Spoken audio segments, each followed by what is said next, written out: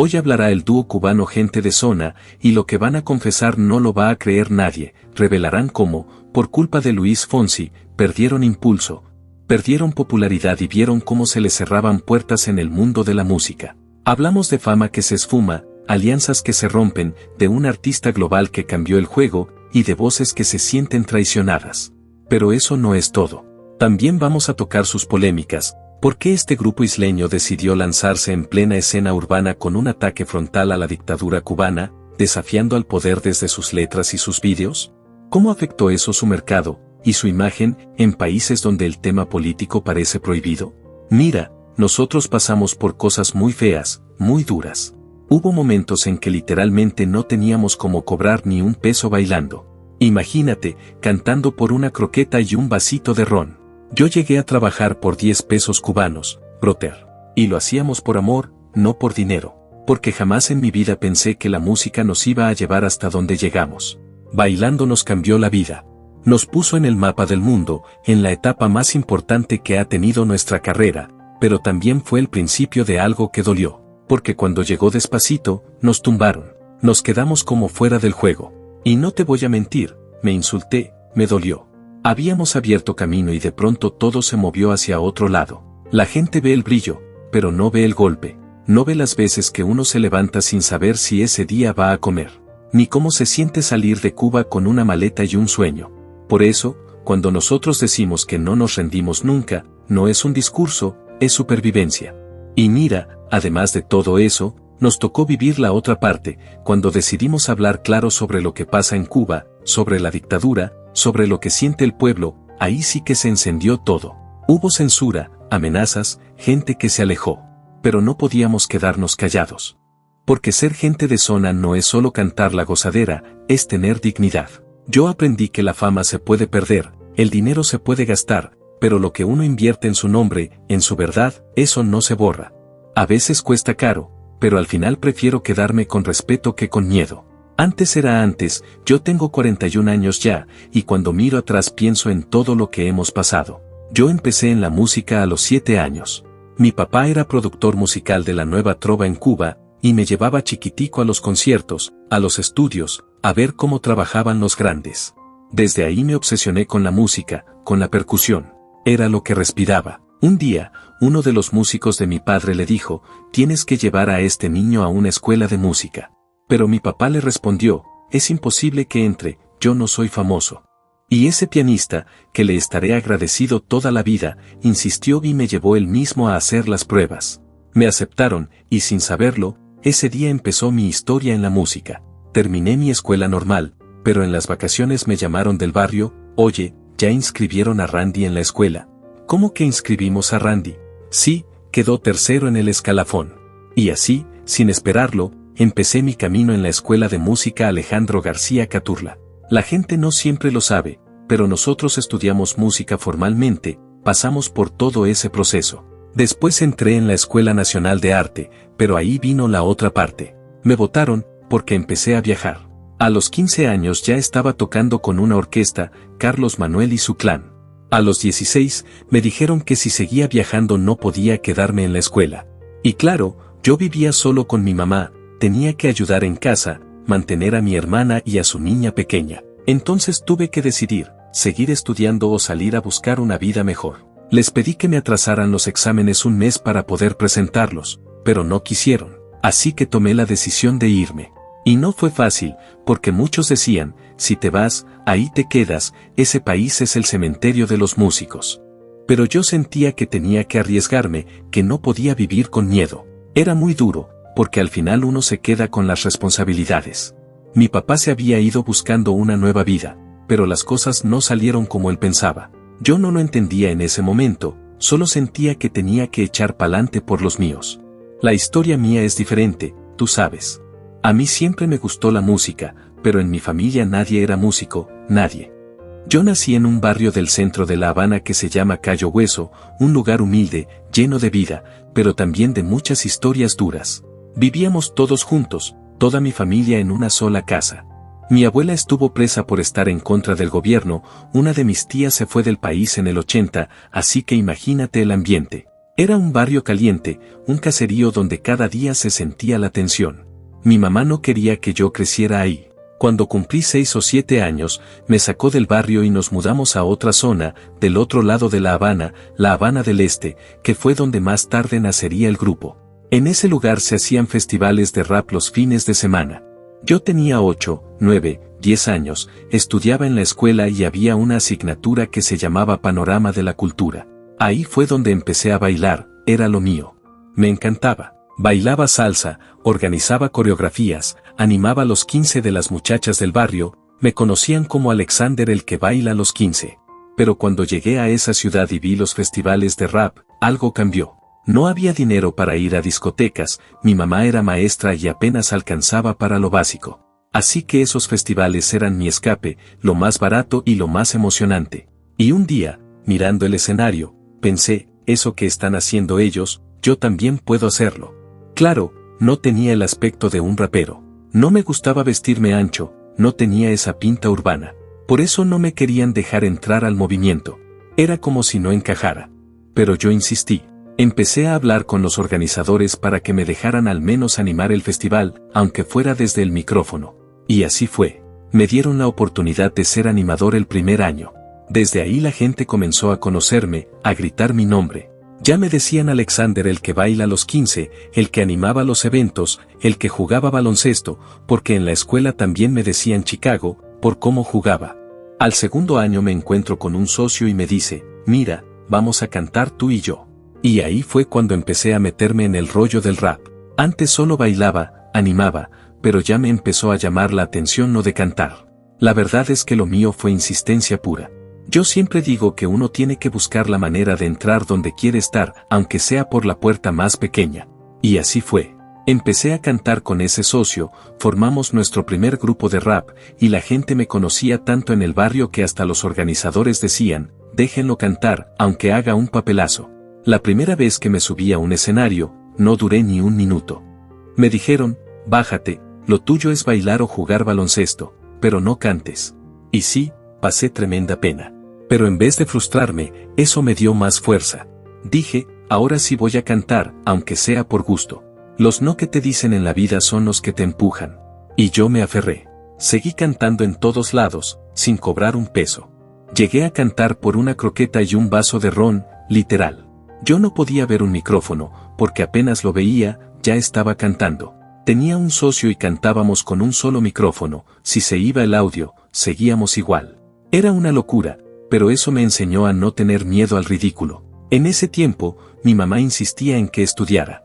Me metí en una escuela de deporte desde los 9 años y después terminé estudiando economía, porque ella quería que tuviera un título. Me gradué de contador, aunque no sé ni sumar con una calculadora.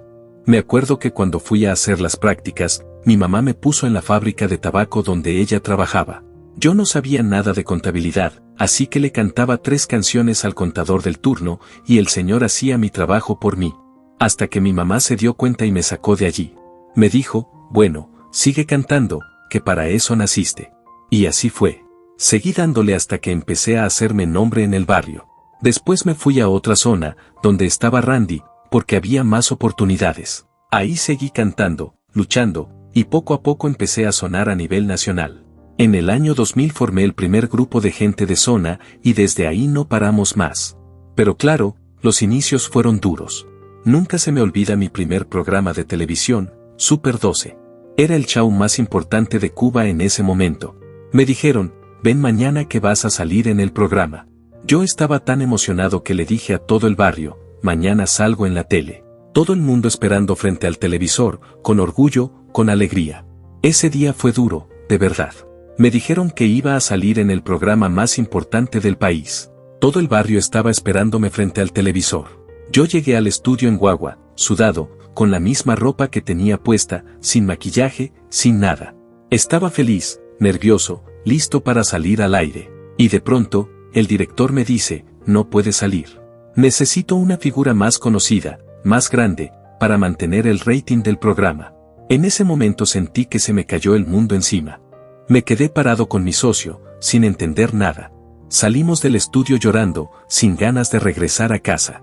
La vergüenza era tan grande que me fui directo a casa de mi abuela. No podía mirar a la gente del barrio. Todo el mundo me había esperado, todos creyeron en mí. Encima, en ese tiempo el gobierno no permitía que se mostrara ese tipo de música en la televisión. Lo nuestro era considerado música marginal, música del pueblo, y eso estaba mal visto. A veces no nos dejaban ni cantar en los eventos. Era frustrante, pero yo no me rendí. Seguí buscándome la vida, luchando, cantando por una croqueta, por una cajita de comida, por lo que fuera. Hasta que con el favor de Dios las cosas empezaron a cambiar. Pasé 10 años cantando con Jacobo, y gracias a ese trabajo logramos popularidad en toda Cuba. De ahí comenzó todo lo que vino después. Y fue entonces cuando nuestras historias se cruzaron. Yo ya era conocido en los barrios, y él era baterista, tocaba con Carlos Manuel en la zona donde yo vivía. Yo no tenía dinero para entrar a los conciertos, así que me colaba por las cercas de Tarará, solo para verlos tocar. Tenía 16 años y lo admiraba desde lejos. Todavía no nos conocíamos personalmente.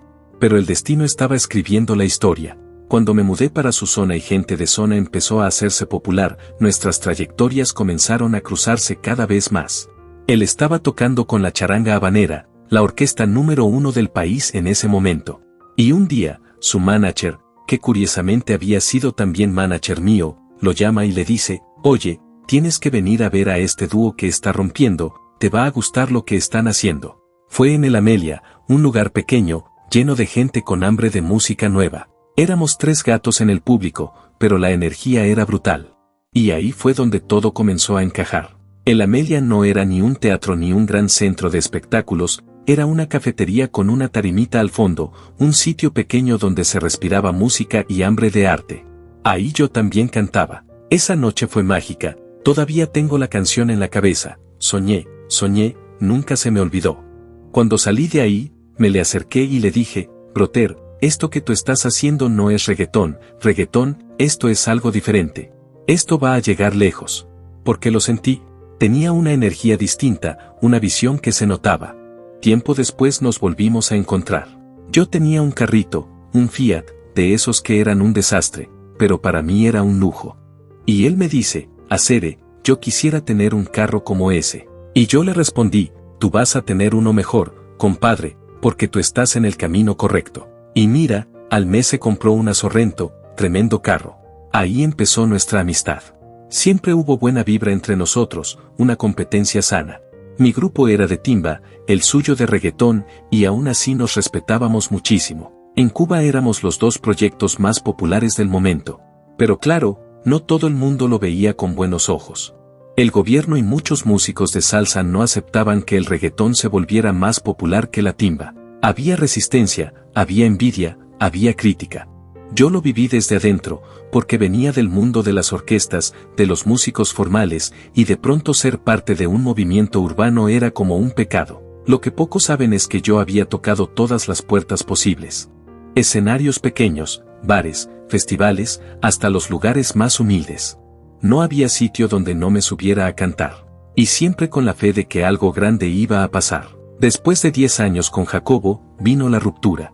Él decidió hacer su propio grupo, y yo me quedé con una decisión difícil, seguir solo o rendirme. Pero nunca me imaginé gente de zona como un proyecto mío solamente. Yo siempre soñé con un grupo, con una energía colectiva, con un sonido que representara a la gente del barrio, al pueblo, a la zona.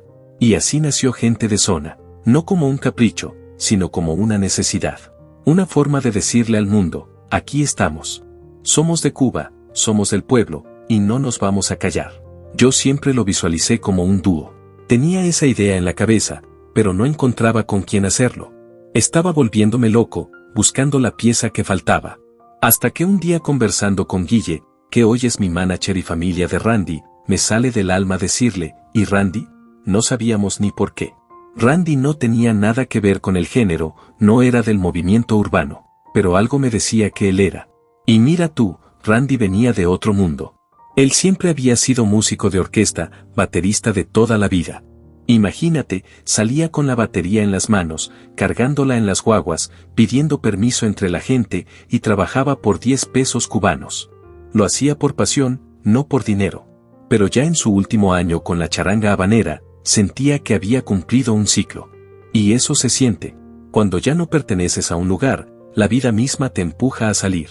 Me acuerdo que él estaba de gira en Finlandia, y me dijo que esa noche, justo después de un show, se quedó solo en el hotel pensando, ya esto no es lo mío. Sentía que lo estaban exprimiendo, que era parte de algo grande, sí, pero que ya no le llenaba. Y entonces, desde Finlandia, lo llamé. Le dije, Brother, ¿tú sabes lo que pasó? El grupo se separó. Y yo quiero que tú formes parte de lo que viene. En ese momento él se quedó en silencio.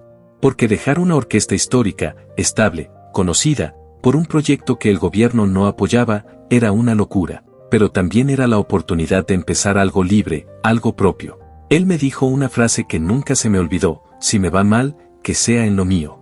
Pero si me va bien, será porque era mi destino. Y ahí fue cuando todo comenzó. Gente de Zona nació de ese salto al vacío, de esa fe ciega. Porque no teníamos respaldo, ni disqueras, ni permisos, pero teníamos algo más fuerte, hambre. Hambre de cambiar la historia, de hacer música que hablara como el pueblo habla, que sonara a la calle, al barrio, al calor de Cuba. Me acuerdo de esa llamada como si fuera ayer. Me dice, ¿sabes lo que pasó? Y yo le respondo, sí, compadre, me imagino, tremendo lío. Entonces suelta, ¿te interesaría ser parte del dúo? Yo me quedé frío. Le dije, oye, eso no es lo mío. Déjame llegar, hablamos con calma, porque ahora mismo estoy por subir a tarima aquí en Finlandia. Estaba fuera de base, sin procesarlo todavía, pero cuando cuelgo, los músicos de la charanga me miran y me dicen, sabíamos que te iban a llamar. Si no te vas con esa gente, estás loco. Ellos mismos lo vieron. Hasta Orlandito, el tumbador, me dice, tú ahí vas a encajar perfecto, Acere. Ese es tu lugar. Y esas palabras me marcaron. Cuando regresé, nos reunimos y dijimos, dale, vamos para el problema. Para mí fue un cambio total. Venía de grabar salsa, de un mundo donde todo tenía una estructura, una partitura, una armonía exacta. Pero aquí el ritmo era otro, era calle, era energía, era instinto. Al principio fue difícil. Cuando entré al estudio, me costaba soltarme. Yo estaba acostumbrado a la disciplina del músico académico, medir los tiempos, respetar el compás, contar los silencios.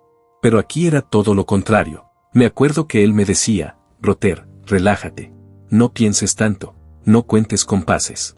Siéntelo, haz lo tuyo. Y poco a poco empecé a entenderlo. Yo grababa mis partes, y él las suyas, pero lo que más me ayudó fue la manera en que mezclábamos nuestros mundos. Yo venía del escenario, del sonido limpio y elegante de la salsa, y el del barrio, de la esquina, del ritmo crudo. Entonces nos pasábamos el día diciendo, esto está muy fino, hay que ponerle más calle, más sudor. Ahí fue cuando todo empezó a tomar forma. Y claro, al principio yo no entendía nada de teoría musical. Los músicos hablaban de acordes, de escalas, de tonos, y yo solo escuchaba, sol, re, mi. Yo pensaba, ¿quiénes son esos tres tipos? Yo les decía, miren, yo no sé cómo se llama eso, pero esto que suena aquí está mal. Arréglalo. Y Randy se reía, porque él sí entendía el lenguaje técnico. Por eso siempre digo que Randy fue mi equilibrio. Él era la parte musical que yo necesitaba, el tipo que entendía el idioma de los músicos y lo traducía para mí. Al final nos complementamos. Yo dirigía el grupo desde la energía, la visión, la locura, y él sostenía la base musical, la estructura, el sonido. Así fue como nació el verdadero sonido de Gente de Zona, una mezcla de escuela y calle, de conservatorio y solar, de métrica y corazón. Y esa fusión, esa locura entre disciplina y libertad, fue lo que nos llevó a romper todos los esquemas.